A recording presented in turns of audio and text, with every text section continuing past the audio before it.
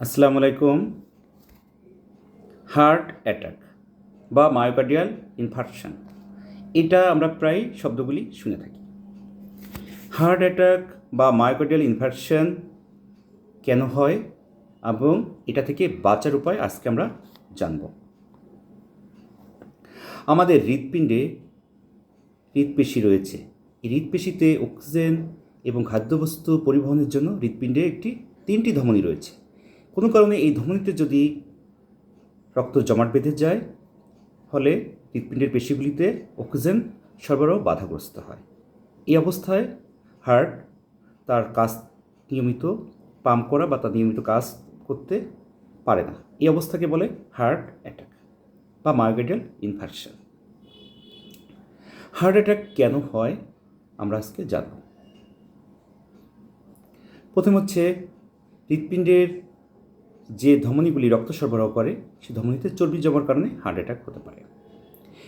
এবং চর্বি জমার কারণে যখন রক্ত প্রবাহ বাধা পায়, এছাড়া এই ধমনীতে যখন প্লাক জমে যায়, এই প্লাক জমে গেলে কোলেস্টেরল এবং যে চর্বিগুলি একত্রিত হয়ে প্লাক তৈরি করে, এই প্লাক জমে গেলে তখন রক্ত ঠিকমতো প্রবাহিত হতে পারে না।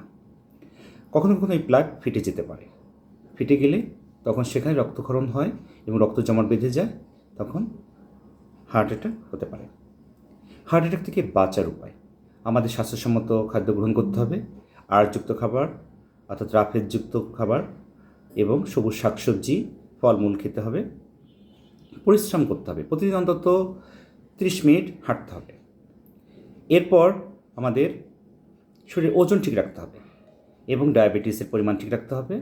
রক্তচাপ নিয়ন্ত্রণ রাখতে হবে, কারণ ডায়াবেটিস হলে আমাদের রক্তনালীগুলি ক্ষতবিক্ষত হয়, ফলে আমাদের এই ধরনের হার্ট অ্যাটাকের ঝুঁকি বেড়ে যায়। এবং আমাদের মানসিক চাপ নিয়ন্ত্রণে রাখতে হবে, কারণ মানসিক চাপ বা টেনশন থেকেও এই হার্ট অ্যাটাক হতে পারে। হার্ট অ্যাটাকের ফলে আমাদের ধমনীগুলি কীরূপ হয় সেটা আমরা একটু দেখব। আমরা দেখতে পাচ্ছি ধমনী দিয়ে স্বাভাবিকভাবে রক্ত প্রবাহিত হচ্ছে। যখন ধমনীতে প্লাক বা কোলেস্টেরল জমে গেল, তখন কিন্তু রক্ত স্বাভাবিকভাবে প্রবাহিত হতে পারছে না, এখানে বাধাপ্রাপ্ত হচ্ছে, ফলে রক্ত প্রবাহের গতি কমে যাচ্ছে।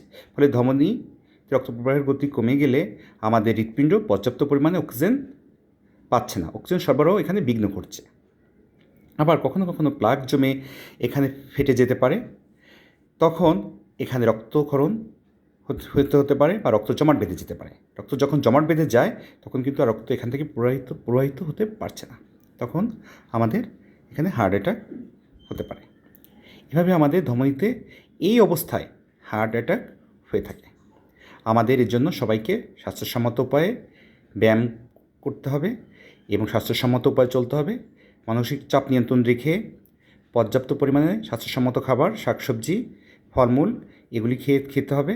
এভাবে আমাদের হার্টকে সুন্দর রাখতে পারবো এবং আমাদের হার্টকে রোগমুক্ত রাখতে পারবো।